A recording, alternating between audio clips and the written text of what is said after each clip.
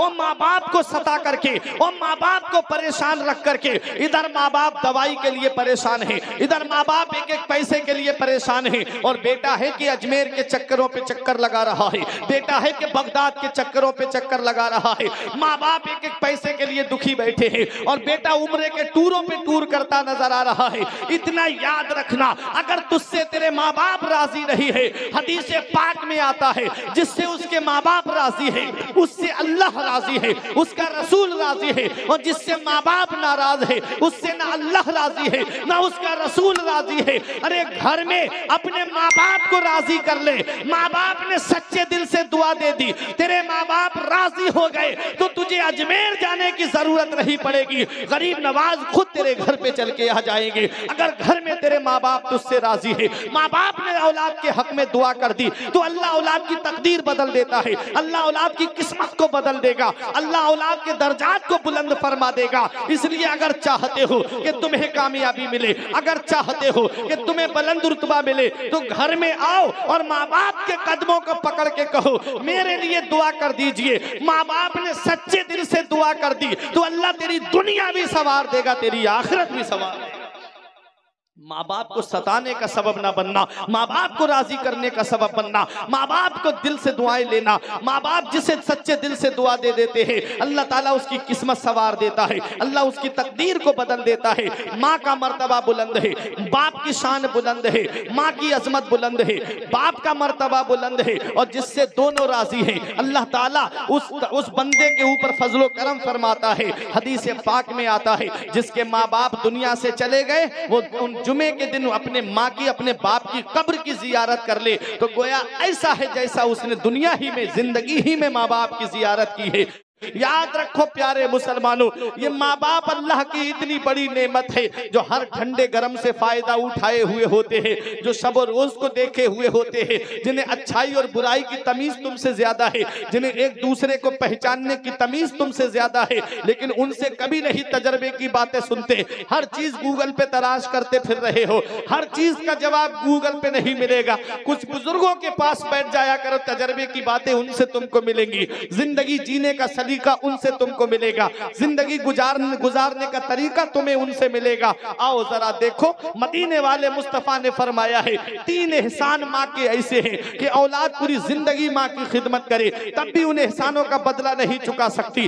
पहला एहसान ये है कि वो 9 महीने अपने शिकम में रखती है। कितनी परेशानियों का सामना करना पड़ता है। उमर फारूक आजम के पास में एक बुढ़िया ने आकर के कहा था, हुजूर मेरा बेटा मुझे बहुत सताता है। आपने उसके बेटे को बुलाया, बुलाने के बाद उसके पेट पर 2-3 किलो के करीब वजनी पत्थर बांध दिया और कहा खबरदार अगर ये पत्थर तेरे पेट से हट गया तो तुझे सख्त सजा दूंगा। वो अपने घर पे गया, खाना खाना दुश्वार हो गया। शाम को लेटे तो पेट पे वजन होने की वजह से सांस दबने लगे। माँ से कहता है अम्मी मैं तेरे हाथ जोड़ता हूँ, ये पत्थर मेरे पेट से हटवा दे। उमर फारूक आजम के पास में माँ ने आके कहा हुजूर मुझसे बेटे की परेशानी देखी नहीं जाती, ये कितना भी मुझे सताता है लेकिन है तो मेरे जिगर का टुकड़ा, आप इसे माफ कर दीजिए। उमर फारूक आजम ने वो पत्थर पेट से हटाया। उसके बाद एक जुमला कहा था रसूलाबाद वालों दिल की तख्ती पे लिख लो, फरमाया कि तुझे 2-3 किलो का वजन लेकर के एक रात काटना मुश्किल हो गई, एक रात काटना दुश्वार हो गई। तूने अपनी माँ की उस कुर्बानी को भुला दिया कि 9 महीने तेरा बोझ लेकर के उसने कैसे अपनी रातें काटी होंगी, कैसे उसने दिन काटे होंगे, कैसे घर में खाना बनाया होगा, कैसे घर में काम काज किया होगा। ये वो जानते हैं जिनके घर में औरत इन मनाजिल से गुजरती है कि जब औरत हमल से होती है तो कितनी परेशानियों का सामना करना पड़ता है। कभी बुखार, कभी सर में दर्द, कभी सूजन, कभी पैरों पे सूजन, कभी हाथों में सूजन, कभी पानी की कमी, कभी ब्लड की कमी, कभी औरत का बीपी तेज, कभी बीपी लो।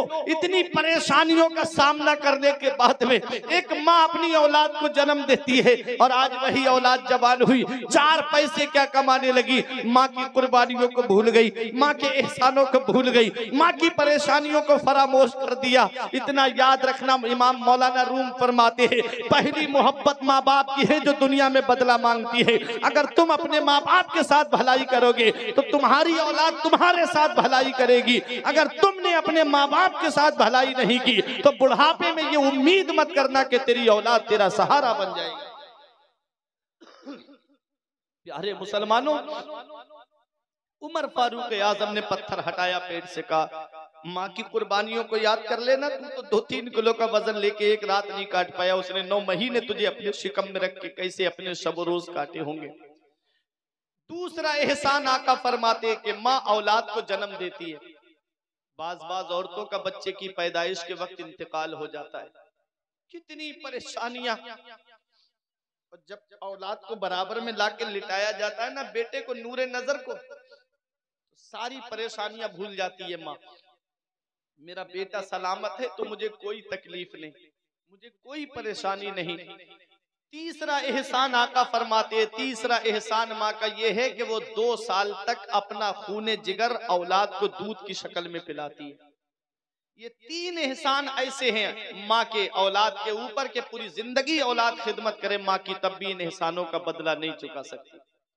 एक सहाबी ने अपनी माँ को, जो माजूर माँ थी, उनको अपने कांधे पे या पीठ पे बिठा करके काबे का तवाफ कराया था, पूरा हज कराया। आका की बारगाह में आई, या रसूल अल्लाह, मैंने अपनी माँ को अपने कांधे पे बिठा करके हज कराया है, क्या मैंने अपनी माँ के एहसानों का बदला चुका दिया? आका फरमाते हैं, तेरी पैदाइश के वक्त जो तेरी माँ को दर्द उठे थे, उन दर्दों में से एक दर्द का बदला भी तूने नहीं चुकाया है। माँ बाप है, आज वो औलाद क्या जाने माँ बाप की अजमत को, माँ बाप के रुतबे को, जो अपने दोस्तों के साथ पार्टियां करने में वक्त बर्बाद कर दे और बाप की खिदमत ना करे, माँ की खिदमत ना करे। इसका पता तब चलता है जब ये साए सर से उठ जाते हैं। अभी कभी औलाद बाहर निकल जाए, माँ को नींद नहीं आती रात में, बाप भी बिस्तर पे लेटा होता है, करवटें बदलता रहता है, लेकिन सोता वो भी नहीं है कि मेरा बेटा अभी घर पे नहीं आया, अभी मेरा लाल घर पे नहीं आया। हम अपने बारे में बताएं, दिसंबर जनवरी में अभी जो कोरे चल रहे हैं, सर्दी की लंबी लंबी रातें, इन रातों में प्रोग्राम करके 2 बजे 3 बजे कभी घर पे जाना होता है, तब पता चलता है कि रात में जैसे ही दरवाजा खटखटाया जाता है तो पहले बीबी की आवाज नहीं आती है, पहले या तो बाप की आवाज आती है या माँ की आवाज आती है कि बेटा अभी दरवाजा खोल ले। माँ बाप है, इनकी नजरें दरवाजे पे लगी रहती है कि अभी मेरा बेटा नहीं आया, अभी मेरा लाल घर में नहीं आया। और बेटा है कि मोटरसाइकिलें दौड़ा करके इधर उधर पार्टियां करता फिर रहा है, और वो घर में इंतजार कर रहे हैं अपने बेटे का कि मेरा लाल आता होगा। माँ फोन कर ले, रात ज्यादा हो जाए, बेटा कहाँ हो, इतनी रात अभी तक घर पे नहीं आए, तो बेटा गुस्से में फोन काट के कहता है, क्या माँ परेशान करती रहती है, मेरे भी तो कुछ शौक है, मेरे अरमान है, मेरी भी तो कुछ ख्वाहिशें हैं, क्या मुझे परेशान करना फोन करके, मैं अपने दोस्तों के साथ घूम रहा हूँ। जब तुम गुस्से में फोन काटते हो तो जरा सोचो उस माँ के दिल पे क्या बीतती होगी जिसका तुमने फोन गुस्से में काटा। एक दिन आएगा कि कोई तुम्हें फोन करने वाला नहीं होगा, एक दिन आएगा कि कोई तुम्हें आवाज देने वाला नहीं होगा, फिर तुम तरसोगे। एक दोस्त कहता था कि जब मैं गरीब था, मेरी माँ बीमार थी, तो मैं साइकिल पे बिठा के उसे दवा दिलाने ले जाता था। आज मेरे पास कार है, अल्लाह ने इतना पैसा दिया मुझे, आज कार है, लेकिन उसमें बैठने के लिए माँ नहीं है। ये साए है। अल्लाह तबारक व तआला माँ बाप के वसीले से रोजी अता फरमाता है, अल्लाह माँ बाप के वसीले से घर में खैर बरकतें अता फरमाता है। आका फरमाते जिसके माँ बाप बूढ़े हो गए हो वो हाथ उठा के दुआ कर दे तो अल्लाह ताला उनकी दुआ को बनी इसराइल के नबियों के दर्जे में कबूल फरमाता है। आज हम दुआ कराते हैं लेकिन दुआ लेते नहीं। मैं आया, मौलाना साहब दुआ कर देना, कारोबार नहीं चल रहा है। पीर साहब आए, अरे हजरत दुआ कर देना, कारोबार बहुत ठप चल रहा है। ये हम दुआ करा रहे हैं, दुआ ले नहीं रहे हैं। घर में माँ बाप बैठे हैं, बूढ़े माँ बाप, उनसे दुआ लो। आका फरमाते हैं जिसके माँ बाप बूढ़े हो जाएं वो हाथ उठा के दुआ कर दे औलाद के हक में, तो अल्लाह ताला उनकी दुआ को बनी इसराइल के नबियों के दर्जे में कबूल फरमाता है। इतनी जल्दी आलिम या पीर की दुआ कबूल नहीं होगी जितनी जल्दी माँ बाप की दुआ औलाद के हक में कबूल होती है।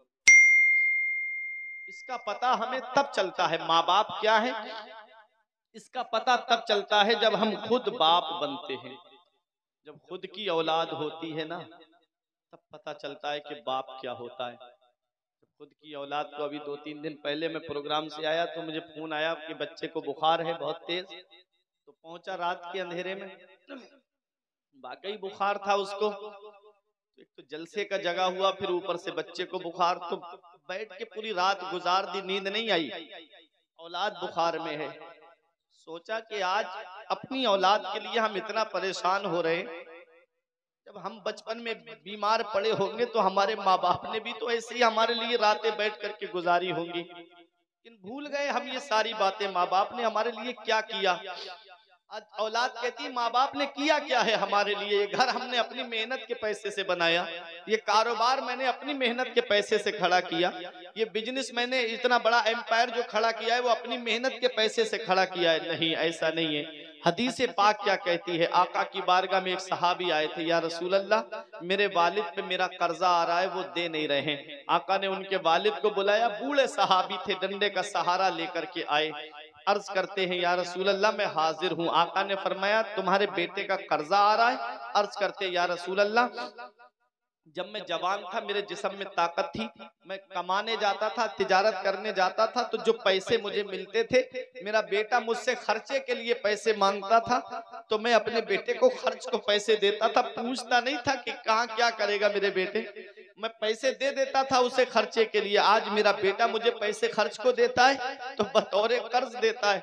मेरे आका ने जब इतना सुना, हदीस पाक के अल्फाज हैं, बका रसूलुल्लाह सल्लल्लाहु अलैहि वसल्लम, आका रोने लगे उनकी ये बात सुनकर, सहाबा भी रोने लगे।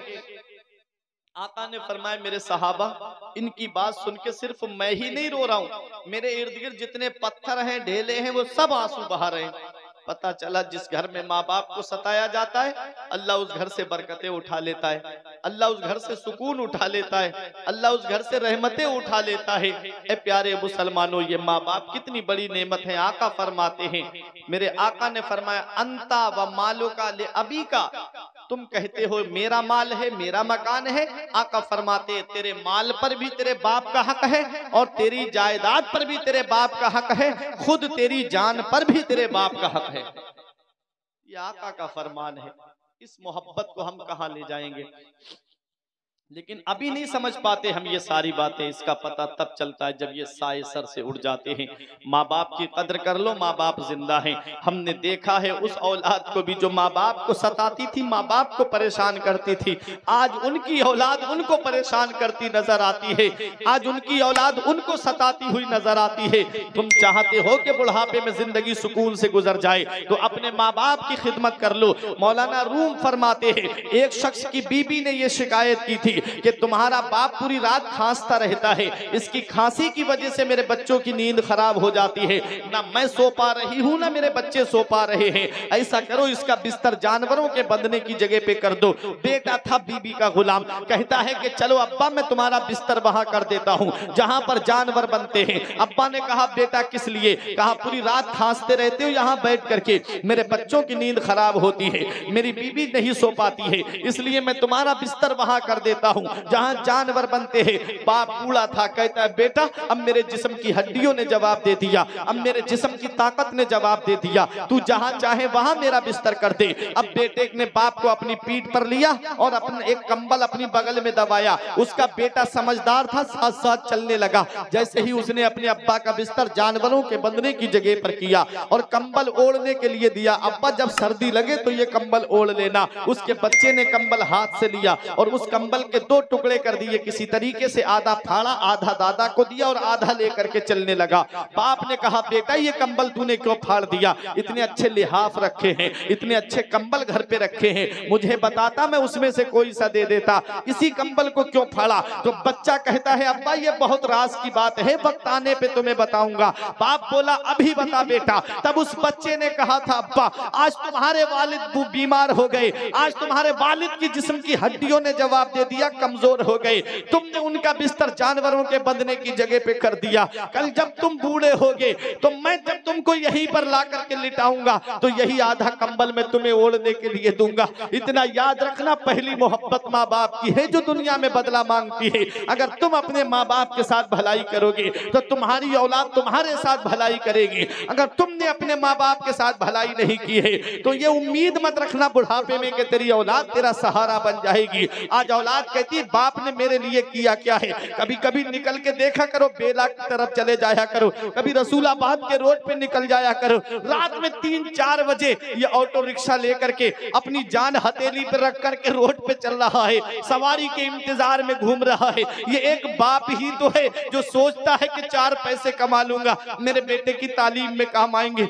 मेरे बेटे की शिक्षा में काम आएंगे। कभी कभी देखा करो, तुम तो घर पे आराम से सोते हो और रात में जा करके दूसरों के घरों पे मजदूरी करके 4 पैसे कमा के लाता है ताकि मेरे बेटे की तालीम में काम आए। तुम घर पे आराम से मोबाइल चला रहे हो, उस शिद्दत की गर्मी में 3 मंजिल पे सर पे ईंटें रख करके चढ़ रहा है और यही दिल में दर्द है कि 4 पैसे कमा लूंगा, मेरी औलाद की पढ़ाई में काम आएंगे, मेरी औलाद की तालीम में काम आएंगे। ये ईंटें ढोने वाला ये एक बाप ही तो है, पूरे दिन खेतों में मजदूरी करने वाला ये एक बाप ही तो है। मैंने अपने अब्बा से पूछा, अब्बा आपके हाथों की लकीरें कैसे मिट गई? मेरे हाथों की लकीरें तो नजर आ रही हैं, आपके हाथों की लकीरें कहाँ चली गई? तो यही जवाब दिया था, बेटा तुम्हारी तकदीर बनाते बनाते हमारे हाथों की लकीरें मिट गई। बाप क्या नहीं करता है औलाद के लिए, बाप किन मंजिलों से नहीं गुजरता है औलाद के लिए।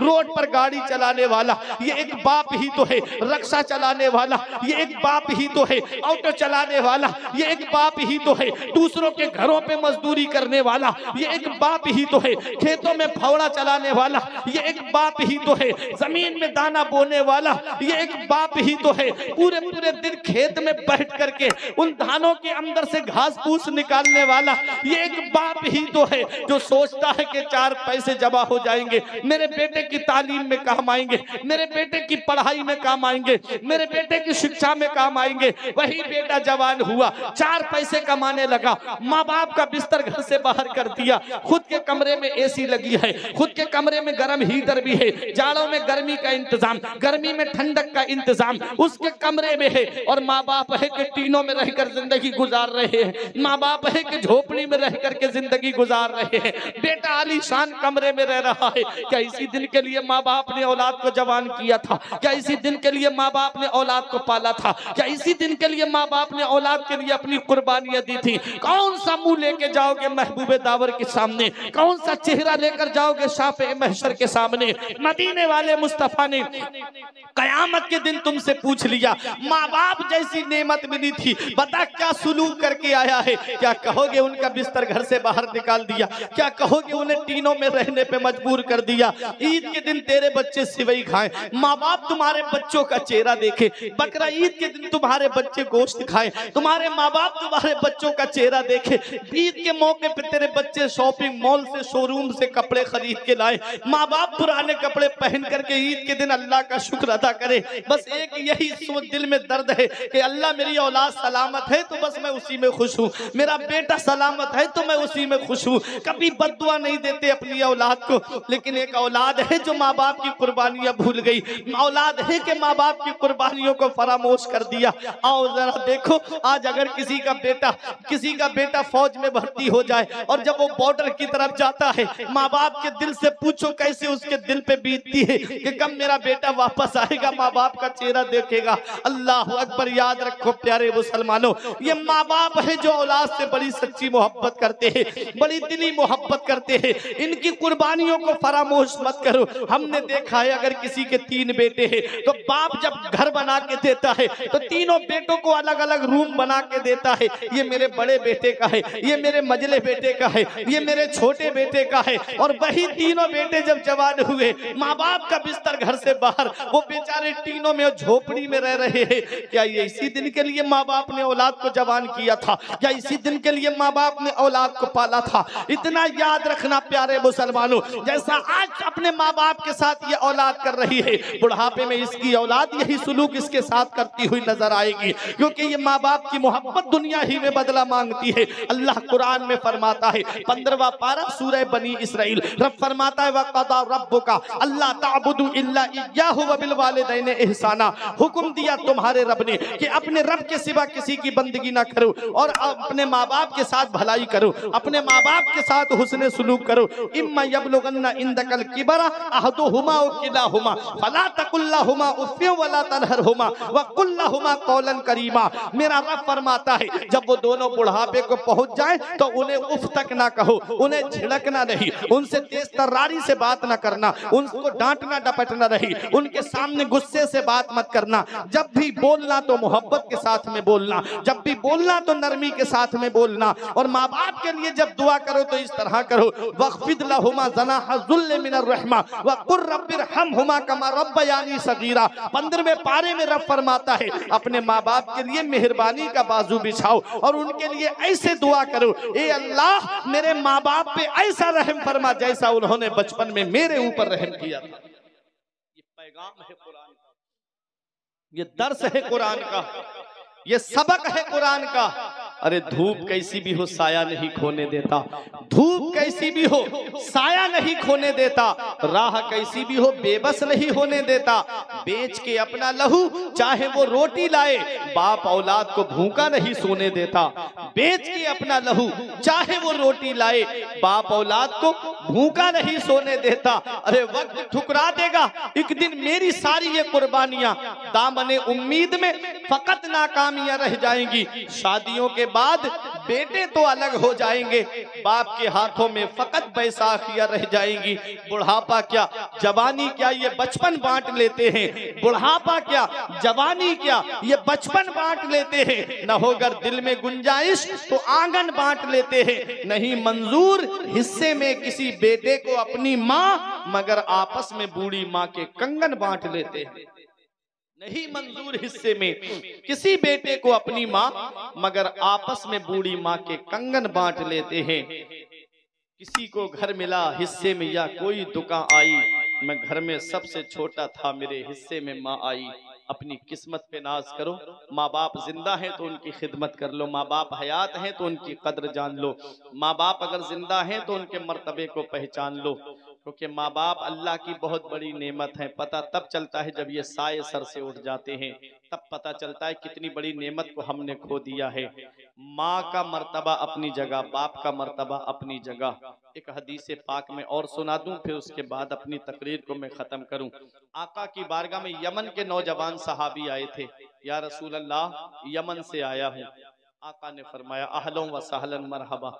अर्ज करते हैं या रसूल अल्लाह जितनी जिंदगी बची है मदीने में गुजारूंगा, वापस नहीं जाऊंगा यमन, जितनी जिंदगी बची है मदीने में गुजारूंगा। अल्लाह अकबर। रसूलाबाद वालों, मदीने की सरजमीन, मदीने की सरजमीन जिसके बारे में आका फरमाते हैं मदीने की मिट्टी में शिफा है।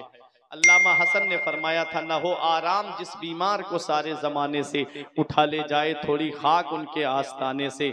आका फरमाते हैं वो मदीने की सरजमीन के जिससे हो सके मदीने में मरे तो वो मदीने ही में मरे, क्योंकि जो मदीने में मरेगा मैं उसकी शफाअत करूंगा। आला हजरत फरमाते हैं तैबा में मर के ठंडे चले जाओ आंखें बंद, सीधी सड़क ये शहर शफाअत नगर की है। उस मदीने की सरजमीन पे सहाबी रसूल आए, आका जितनी जिंदगी बची है मदीने में गुजारूंगा। आका ने इरशाद फरमाया हल लका अबवाया, हदीस पाक के अल्फाज हैं, क्या तुम्हारे माँ बाप जिंदा हैं? अर्ज किया हाँ या रसूल अल्लाह वो तो जिंदा हैं। इरशाद फरमाया क्या इजाजत लेके आए हो? अर्ज करते हाँ या रसूल अल्लाह इजाजत लेके आया हूँ। आका फरमाते हैं ये बताया था कि अब मदीने में मैं आ गया हूं और वापस नहीं आऊंगा? तो अर्ज करते हैं हाँ या रसूल अल्लाह मैंने उनसे ये कहा था कि मैं अब मदीने शरीफ जा रहा हूं, जितनी जिंदगी बची है मदीने में गुजारूंगा, इंतकाल हो गया तो मेरा मदफन मदीने में बनेगा। आका फरमाते ये बताया था? अर्ज किया हाँ या रसूल अल्लाह ये बताया है।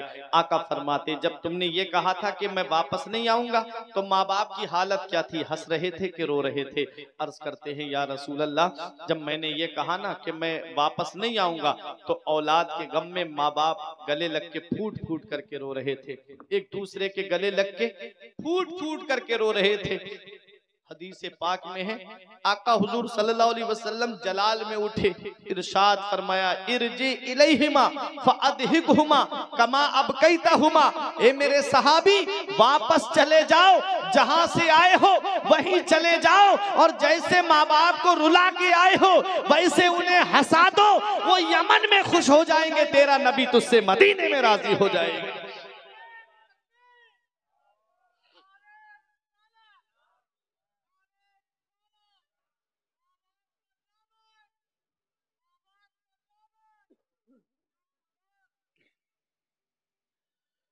मेरे आका फरमाते हैं वापस चले जाओ, जहां से आए हो वहीं चले जाओ, और जैसे माँ बाप को रुला कर आए हो वैसे उन्हें हंसा दो, वो यमन में खुश हो जाएंगे। तेरा नबी तुझसे मदीने में राजी हो जाएगा।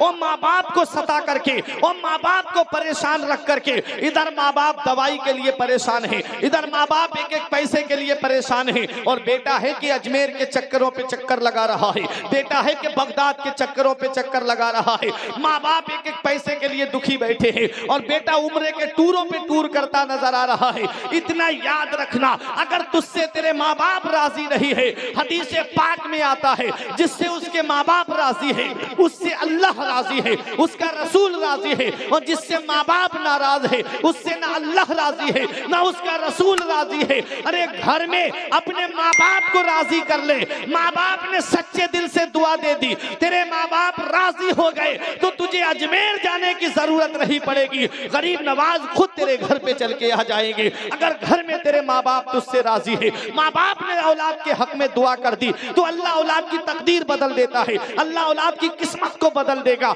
अल्लाह औलाद के दर्जात को बुलंद फरमा देगा। इसलिए अगर चाहते हो कि तुम्हें कामयाबी मिले, अगर चाहते हो कि तुम्हें बुलंद रुतबा मिले, तो घर में आओ और माँ बाप के कदमों को पकड़ के कहो मेरे लिए दुआ कर दीजिए। माँ बाप ने सच्चे दिल से दुआ कर दी तो अल्लाह तेरी दुनिया भी संवार देगा, तेरी आखिरत भी संवार देगा। माँ बाप को सताने का सबब ना बनना, माँ बाप को राजी करने का सबब बनना, माँ बाप को दिल से दुआएं लेना। माँ बाप जिसे सच्चे दिल से दुआ दे देते हैं अल्लाह ताला उसकी किस्मत सवार देता है, अल्लाह उसकी तकदीर को बदल देता है। माँ का मर्तबा बुलंद है, बाप की शान बुलंद है, माँ की अजमत बुलंद है, बाप का मर्तबा बुलंद है, और जिससे दोनों राजी हैं अल्लाह ताला उस बंदे के ऊपर फजलो करम फरमाता है। हदीस पाक में आता है जिसके माँ बाप दुनिया से चले गए वो उन जुमे के दिन अपने माँ की अपने बाप की कब्र की जियारत कर ले तो गोया ऐसा है जैसा उसने दुनिया ही में जिंदगी ही में माँ बाप की जियारत की है।